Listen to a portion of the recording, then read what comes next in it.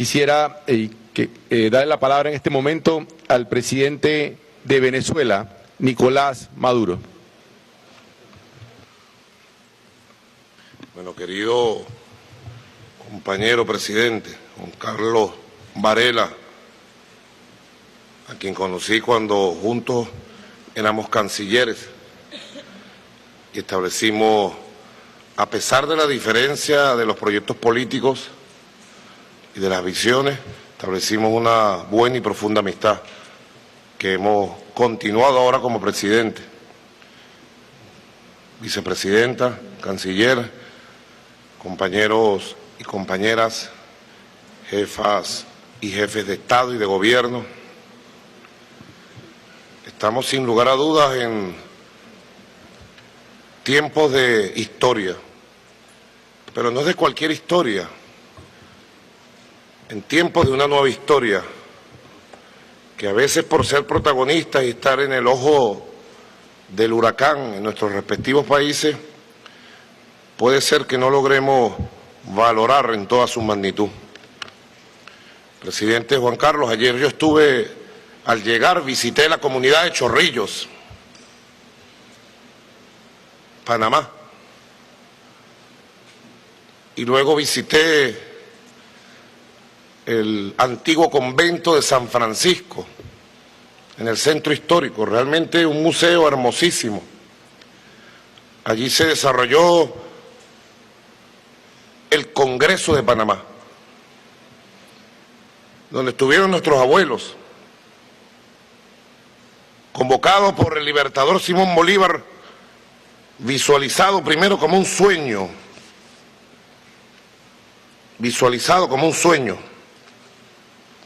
en la Carta de Jamaica, apenas en 1815, presidente. Mi saludo cariñoso a la primera ministra Porcia Simpson, gran amiga de Venezuela, gran bolivariana. Pronto estaremos celebrando los 10 años de Petrocaribe, compañeros, en septiembre, conmemorando 200 años de la Carta de Jamaica. Ojalá nos pudieran acompañar algunos jefes de gobierno y de Estado, porque realmente es muy importante. Bolívar en ese momento estaba derrotado, solo. La dirección, ya pudiéramos llamarlo en términos modernos, querido presidente Raúl Castro, la dirección político-militar de la lucha de la independencia estaba fraccionada, dividida, desconocían a Bolívar como jefe. Y llegó a Jamaica salvando su vida milagrosamente, y luego fue a Haití a recibir el abrazo cariñoso y salvador de Alexander Pétion, libertador de Haití, la gran Haití de la República de los Jacobinos Negros. Y derrotado, Bolívar escribe la famosa Carta de Jamaica, casi como un profeta, pero un profeta de fe y de compromiso. Luego le tocó transitar los años 16, 17 y encontró el camino de la victoria. Y luego le tocó encontrar y dirigir personalmente una epopeya gigantesca. Lamento que no esté el presidente Obama aquí, a quien respeto, a pesar de que ha amenazado a mi patria. Porque para nosotros la historia no son testimonios pasados, ocultos y muertos. Para nosotros la historia es una fuerza viva. Y hablamos de la historia porque estamos orgullosos de nuestra historia, de la que construyeron los libertadores y de la que estamos construyendo hoy. No tenemos una historia oscura de la cual arrepentirnos, porque nunca hemos bombardeado ni asesinado pueblos hermanos en ningún lugar del mundo. Por eso, presidente Obama, estamos orgullosos de la historia y aprendemos todos los días de ella. Decía el libertador Simón Bolívar en 1815, como dicen en Argentina, en 1815, 6 de septiembre. Es una idea grandiosa pretender formar de todo el mundo nuevo una sola nación con un solo vínculo que ligue sus partes entre sí y con el todo.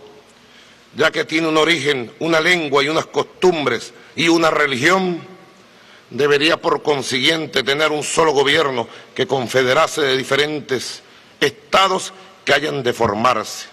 Un sueño, casi una poesía para un hombre derrotado, con sus fuerzas diezmadas. Y más adelante, en la misma Carta de Jamaica, dice: qué bello sería que el Istmo de Panamá fuese para nosotros lo que el de Corinto para los griegos. Ojalá que algún día tengamos la fortuna de instalar allí, aquí, diríamos hoy, historia viva, un augusto congreso de los representantes de la República, nosotros, de los reinos y de los imperios, ellos, a tratar de discutir sobre los altos intereses de la paz y de la guerra con las naciones de las otras tres partes del mundo. Simón Bolívar.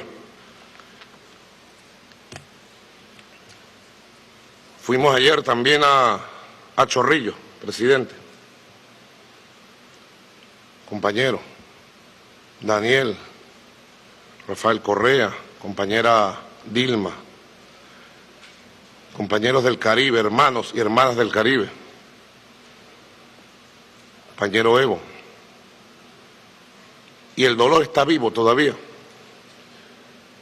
1989, caía el bloque socialista soviético, se declaraba el fin de las ideologías. 1989 es inolvidable para nosotros los venezolanos.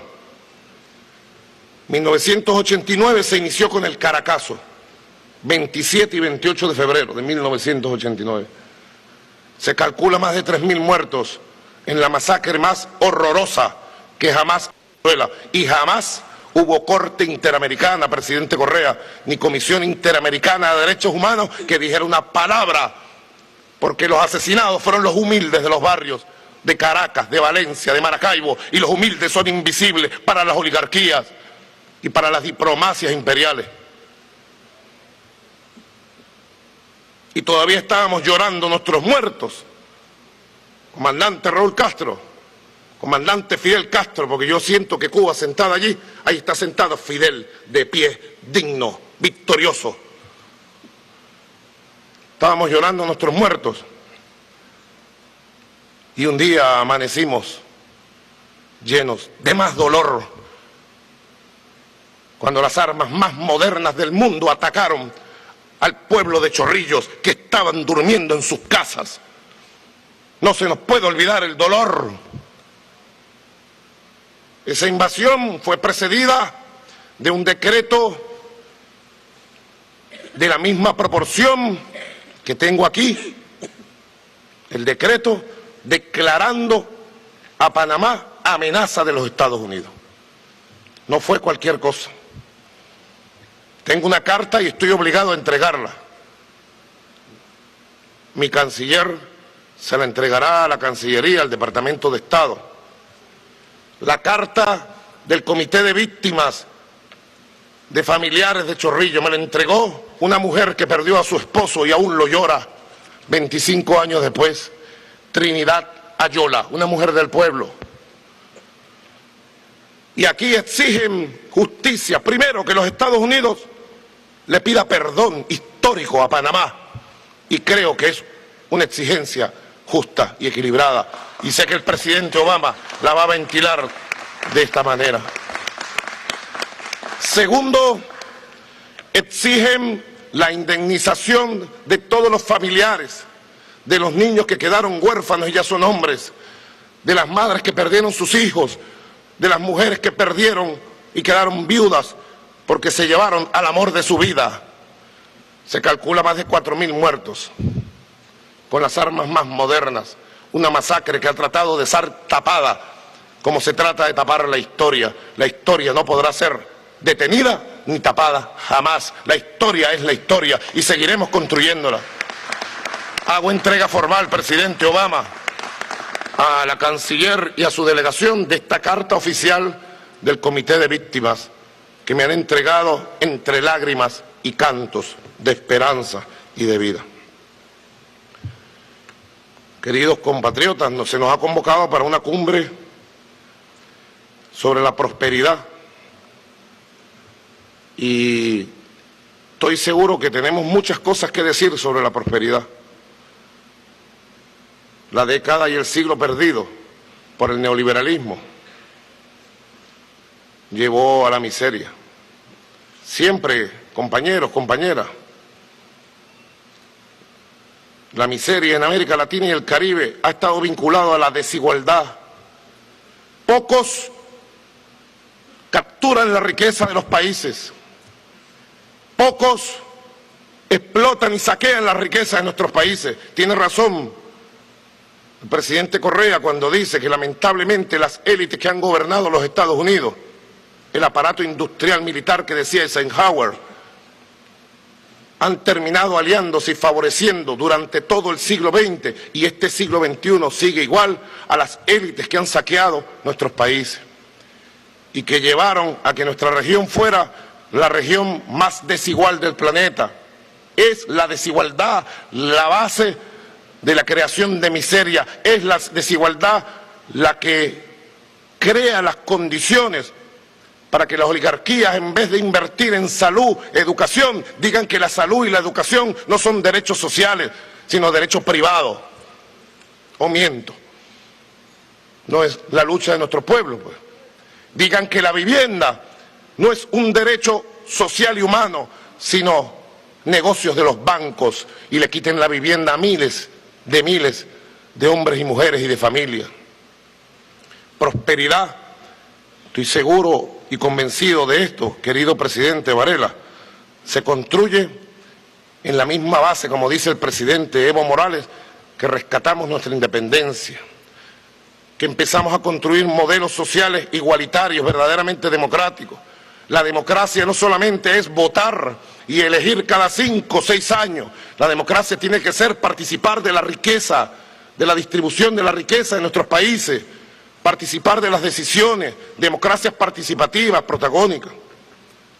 En Venezuela, saben ustedes, queridos compatriotas, queridos colegas, en 1999 se inició una revolución, una nueva revolución de independencia,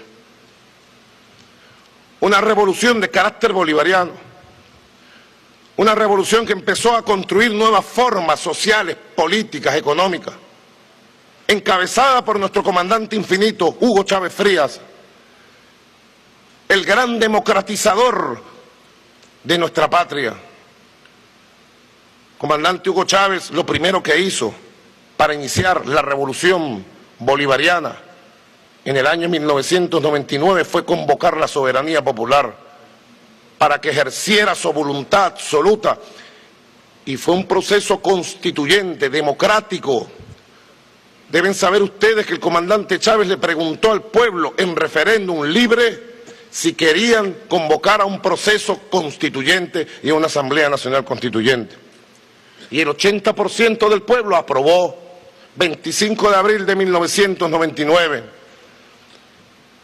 Y el 25 de julio del año 99, el pueblo en voto directo, libre y secreto eligió sus asambleístas. Me correspondió a mí ser diputado constituyente por Caracas. Y luego se dio un debate abierto, libre. Es la primera constitución de la historia de la patria venezolana que se hace en debate abierto, en proceso constituyente popular. Y el 15 de diciembre de 1999 se convocó al referéndum por primera vez en la historia para que el pueblo dijera si estaba de acuerdo y aprobaba o no la Constitución redactada por la Asamblea Nacional Constituyente. Nunca nuestro país había vivido un proceso tan democrático, jamás. Así fue el primer paso de la revolución bolivariana. Casi desde el primer día, fuimos enfrentados, incomprendidos.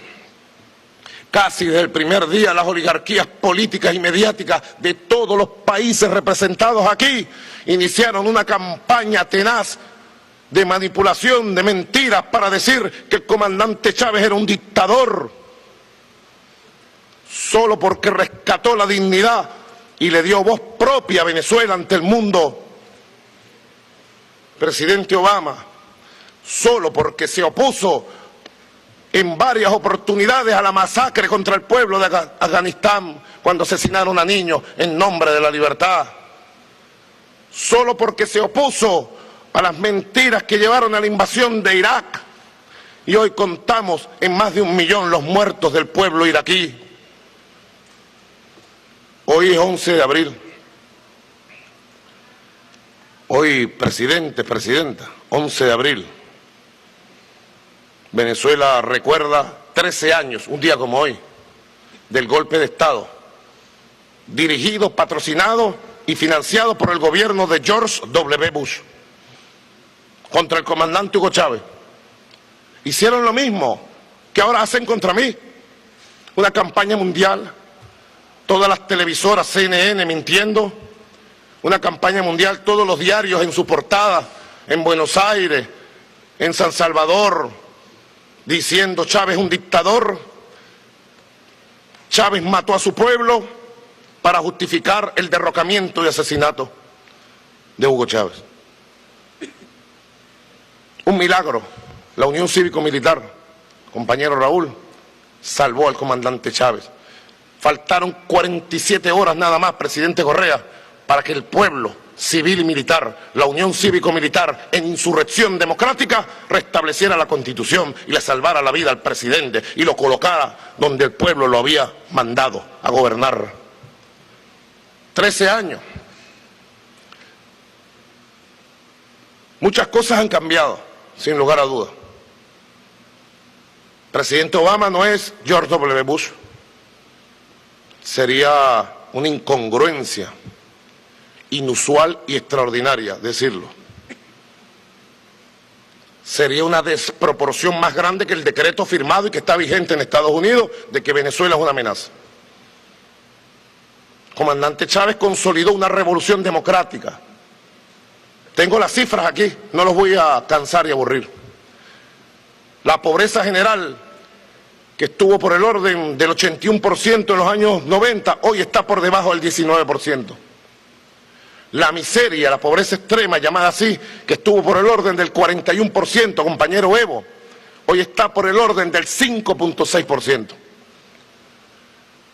En las décadas del 80, 90, la inmensa riqueza petrolera que entró al país, solo el 36% fue invertida en desarrollo social. Ustedes saben cuál es el promedio de la inversión de la riqueza del país en los años de la era revolucionaria, el 62%.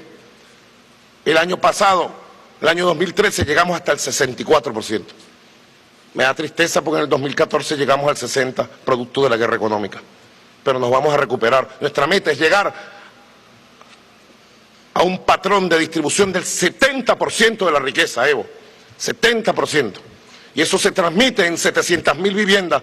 Un país de 27 millones, saquen ustedes el porcentaje. 700.000 viviendas. Y este año voy a llegar a la vivienda 1 millón. Y no son viviendas hipotecadas para robar al pobre o al trabajador, no. Son viviendas que se entregan en condiciones necesarias para que sean de la familia.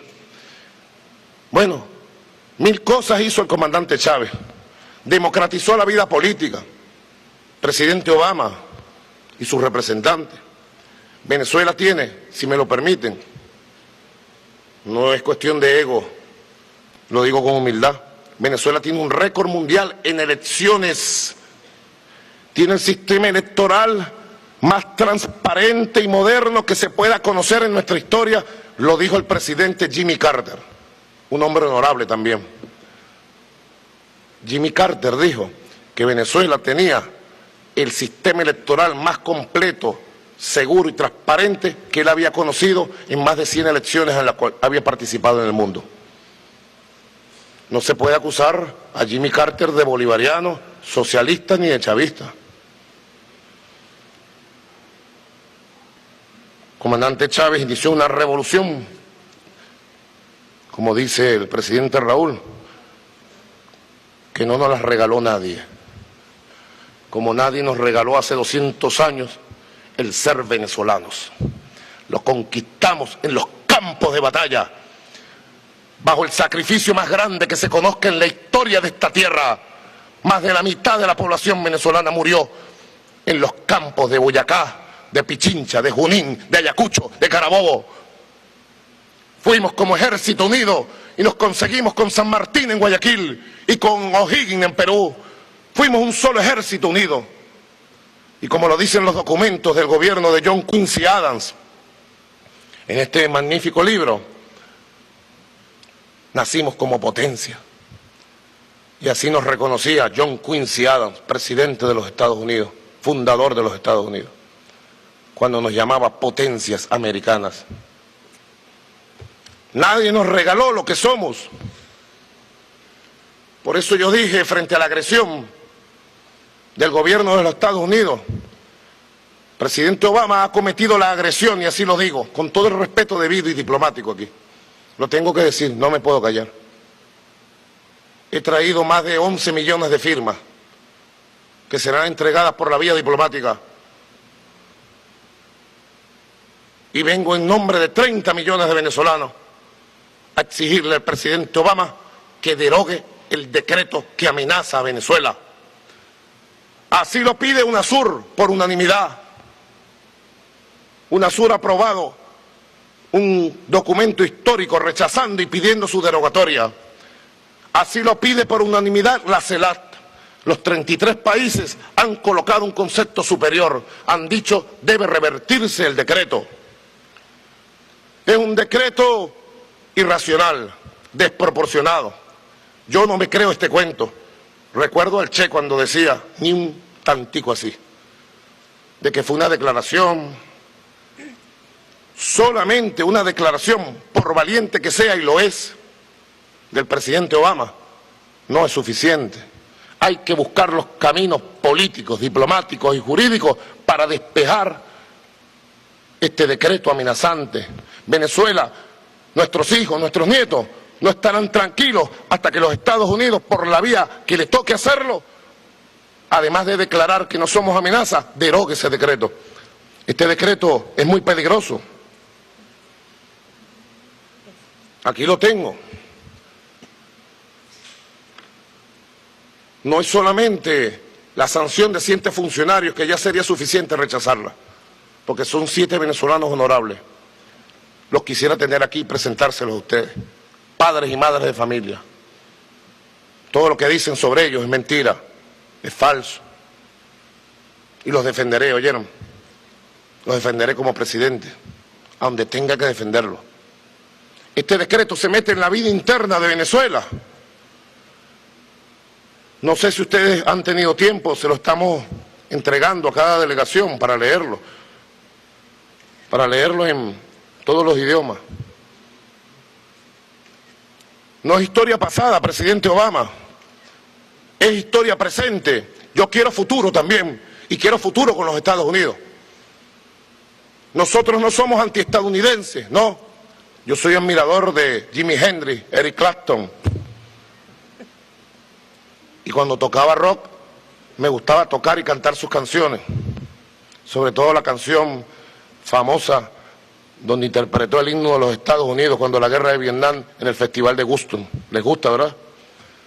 Extraordinaria, cómo hacía las bombas Jimi Hendrix, como transportado en los tiempos. Eso fue su forma de oponerse a la guerra de Vietnam. No somos antiestadounidenses, compañeros presidentes, nunca lo hemos sido. Ni Bolívar ni Chávez fueron antiestadounidenses, somos antiimperialistas, como es la mayoría del pueblo de los Estados Unidos, que está en contra de las guerras, que está en contra de que se destruya Libia, a Siria, y que se invadan pueblos. La juventud de Estados Unidos quiere cambiar a Estados Unidos, estoy seguro de eso. Si no, el presidente Obama no hubiera sido presidente. Presidente Obama es presidente porque hay un sentimiento profundo de cambio y los Estados Unidos quiere dejar de ser imperio. Hay 2 Estados Unidos, el de Washington, el imperial, el de los lobbies, y el Estados Unidos profundo que quiere paz, desarrollo, y quiere que lo veamos, y quiere que nos veamos como hermanos de ojos a ojos, y que cantemos juntos, y que andemos juntos la historia. Ningún país, primeros ministros, hermanos, presidentes, presidentas, primera ministra, Ninguno de ustedes aceptaría un decreto así. Es indignante. Dijo la presidenta Cristina que le provocó risa. El presidente Correa me llamó en esos días y me dijo que parecía un chiste malo. Es verdad, es trágico, cómico. Es una tragedia. Nadie aceptaría que se metan en sus asuntos internos. Los problemas de justicia venezolana los resuelve la justicia y el Poder Judicial. La lucha contra la corrupción es un problema de Venezuela. Los problemas que tengamos los venezolanos son nuestros problemas y los resolvemos de acuerdo a la Constitución. Tenemos récord mundial de elecciones, 19 elecciones en 15 años. Y las fuerzas revolucionarias, bolivarianas y chavistas, hemos ganado 18 por la calle del medio. Y este año vamos a ganar la elección número 19 cuando se haga la elección parlamentaria, en el momento que lo fije el Poder Electoral. Y si no fuera así, la vida continúa.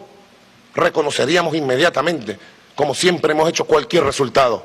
No somos un país tutoriado ni monitoreado, ni necesitamos ser monitoreados, más nunca en la vida democrática.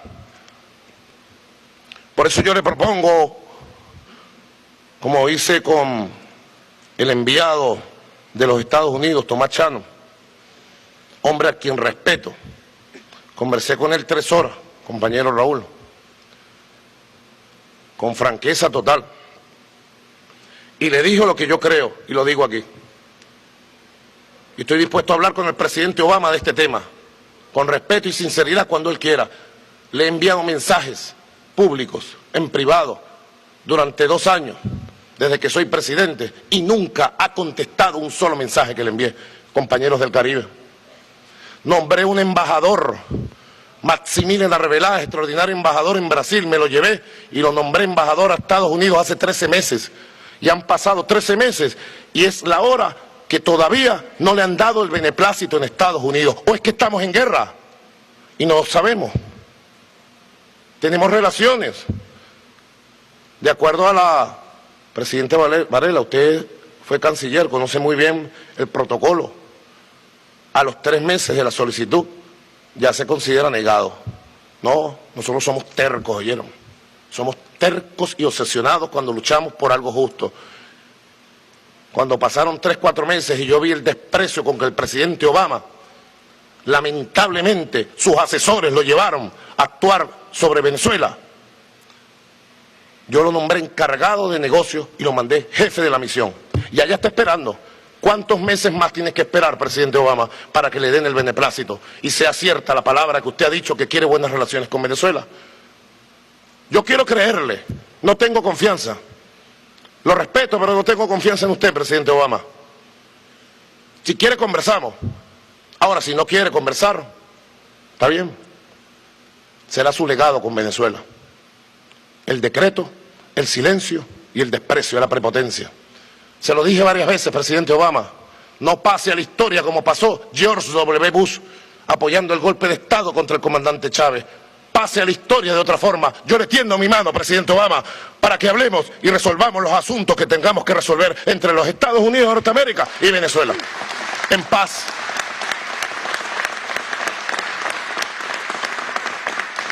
Sin intervención en los asuntos internos de nadie. Nadie debe intervenir en los asuntos de otros. Yo no sé, ustedes deben sentir la misma indignación que sentimos nosotros cuando viene un funcionario de los Estados Unidos o de cualquier país y declara sobre la vida interna. Me perdonen la expresión, yo me encabrono. En Venezuela esa palabra no es mala palabra. Puede ser que sea en otros lugares, pido disculpas. Yo me encabrono cuando alguien habla de Venezuela, porque yo no hablo de ningún país. Imagínense que nos pongamos a opinar. Entonces yo me pongo a opinar y el otro y la otra. No, en tal país, ¿por qué privatizaron la educación? ¿Por qué hay tanta hambre? ¿Por qué reprimen a la clase obrera, a los campesinos? ¿Por qué le niegan los derechos a los indígenas? Ah, sería el fin, el caos. Cada quien maneja su país, dirige su país con los métodos de su constitución. Y nadie debe meterse con Venezuela. Yo lo dije. Cuando lo dije estaba seguro de la compañía del mundo. Pero lo dije. Si Venezuela tiene que quedarse sola, defendiendo sus principios constitucionales y su derecho a la independencia, solo batallaremos, solo lucharemos. Gracias a Dios no estamos solos. Tenemos la compañía de UNASUR, la compañía de la CELAC, la compañía de 138 países de G77 más China y la compañía más importante de los pueblos que han firmado por millones. Cuba nos entregó 3 millones de firmas nada más. Así que yo tiendo la mano y planteo 4 puntos. Los planteo en público, como se lo hice a Thomas Shannon. Primer punto, que el gobierno de Estados Unidos y la élite que dirige Estados Unidos corrija, rectifique el error de origen que los ha llevado a este decreto desproporcionado y a cometer los errores que han cometido 2 años contra mi gobierno y el pueblo. El error de origen es el siguiente: creyó Estados Unidos, creyó la oligarquía y las élites del mundo que con la partida física del comandante Hugo Chávez la revolución bolivariana se acababa y que Maduro no iba a poder, que tal, que no sé qué cosa, que la revolución dependía de un solo hombre, y Chávez lo dijo 1000 veces. Yo no soy yo, decía Chávez, yo soy un pueblo, somos una historia que está viva, y la revolución continuó y continuará su camino democrático de transformaciones, pacífico, constitucional, impecable. Es mi primer planteamiento, que rectifiquen y reconozcan la revolución bolivariana y socialista del siglo XXI que me ha tocado conducir por delegación del comandante Hugo Chávez. Si ustedes no reconocen nuestra revolución, nuestras particularidades, nuestro proyecto socialista, seguirán estrellándose contra el mismo muro de fracaso y aislacionismo que ustedes mismos se han metido. Esto es una trampa, claro que sí, como se lo han dicho ustedes a varios gobiernos que han conversado. Pero no fue Maduro que los metió en una trampa, fueron ustedes, soliticos, solitos que caminaron a la trampa. Primer punto, reconocer la independencia y la soberanía de nuestro país y la revolución bolivariana y socialista. Segundo punto, derogar el decreto por la vía diplomática, política que se encuentre y quitar esa amenaza que hay sobre Venezuela. Tercer punto, desmontar la maquinaria de guerra psicológica, política, económica, militar que tienen en Venezuela en la Embajada de los Estados Unidos. No me voy a extender más sobre este tema, pero yo pudiera presentar aquí videos, grabaciones de todo tipo, de cómo desde la Embajada de Estados Unidos en Norteamérica se han preparado golpes de Estado para matarme a mí. Tengo las pruebas. ¿Qué hago? ¿Me quedo callado? Compañeros, ¿qué hago? ¿Me hago el loco? ¿Miro para un lado? Estados Unidos tiene que desmontar la maquinaria de guerra que ha convertido la Embajada de Estados Unidos en nuestro país. Tercer punto.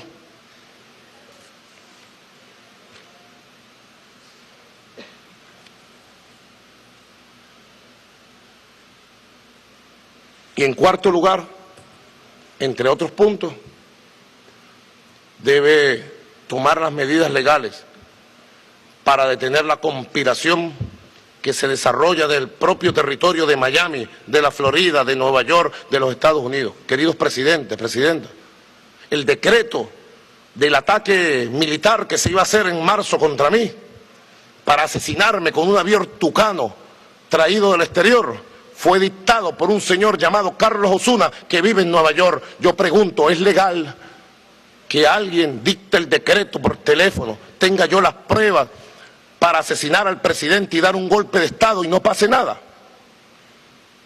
La conspiración que hay en Miami se compite en los programas de televisión y hay gente que va a analizar para ver cuál es el mejor fusil para matar a Maduro. Antes lo hacían con Chávez. Eso no lo puede tolerar. No quiero ser repetitivo ni aburrirlo. Pido disculpas también por lo extenso, pero es que Venezuela está bajo una agresión, bajo una amenaza. que debe ser desmontada. Nosotros queremos paz, claro que sí. Queremos paz. Y queremos conversar con el gobierno de Estados Unidos esto y otros puntos que nos lleven a construir una relación, como ha dicho compañero Raúl, civilizada.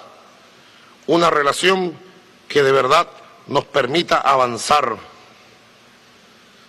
Creo de verdad que estamos en las puertas de una nueva era. Ya América Latina entró en una nueva época, como dice el presidente Rafael Correa, parafraseando, no es una época de cambio, es un cambio de época, ¿correcto, presidente? Ya en América Latina se ha dado un cambio de época. La primera cumbre de las Américas, 1994, pudiéramos decir, de 1994 al 2005, fue la era perdida del neoliberalismo y la lucha contra el neoliberalismo. Fue en Mar del Plata, donde se enterró el intento de recolonizar económicamente a nuestros países. Del año 2005 al 2015, a esta cumbre, ¿cuánto hemos avanzado? Del año 2005 al 2015, nació Petrocaribe como proyecto consolidado. Ustedes saben un dato. Petrocaribe hemos invertido más de 3.500 millones de dólares en 10 años y los países del Caribe que forman parte de Petrocaribe han crecido el 25% su Producto Interno Bruto y han elevado sus niveles de distribución y de igualdad. Petrocaribe es garantía de estabilidad. Del 2005 al 2015 nació UNASUR, un 17 de abril del 2007, de la mano de Lula, el gran gigante del Brasil, de la mano de Néstor Kirchner, fundador de la Patria Nueva, de la mano de Hugo Chávez, de la mano de Tabaré Vázquez, que está aquí, de la mano de quienes asumieron ese compromiso. Nunca un bloque suramericano, hoy lo tenemos consolidado.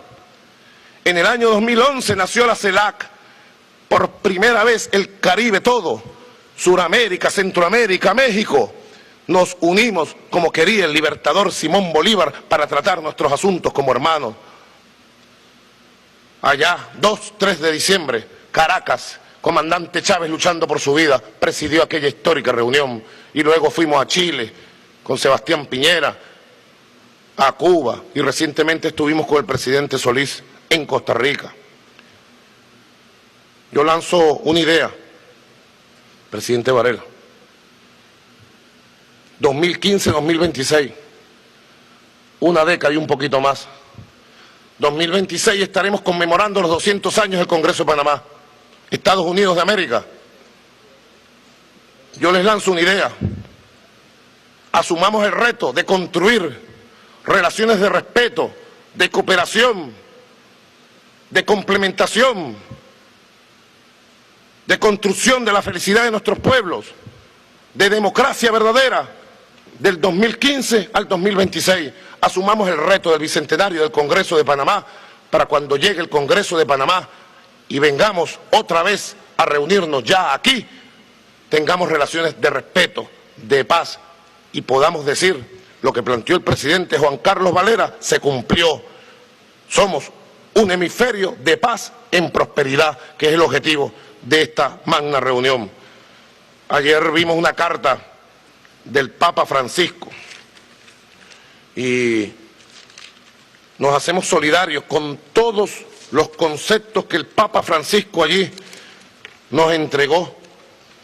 Una carta maravillosa que yo estuve leyendo en la madrugada. Saludo al secretario de Estado, cardenal Pietro Parolin, querido amigo, que debe estar en esta sala. Tenemos una reunión ahora más tarde. Y el Papa nos da una bofetada como con el látigo de Cristo.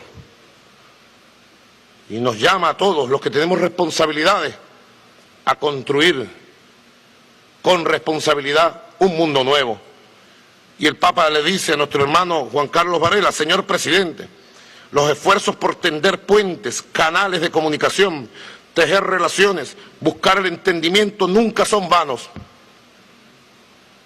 La situación geográfica de Panamá en el centro del continente americano, que la convierte en un punto de encuentro de norte y sur, de los océanos Pacífico y Atlántico, es seguramente una llamada pro mundi beneficio, a generar un nuevo orden de paz y de justicia, y a promover la solidaridad y la colaboración, respetando la justa autonomía de cada nación. Con el Papa Francisco decimos desde Venezuela: respetemos la justa autonomía de cada nación y construyamos desde esta cumbre histórica la paz, la independencia, la unión, la prosperidad y sobre todo la felicidad de nuestro pueblo. Muchas gracias, presidente. Bien, acabamos de escuchar la intervención del presidente venezolano Nicolás Maduro en la séptima cumbre de las Américas, en la cual, tal y como lo prometió, denunció el decreto de Barack Obama y también se solidarizó con las víctimas del Chorrillo.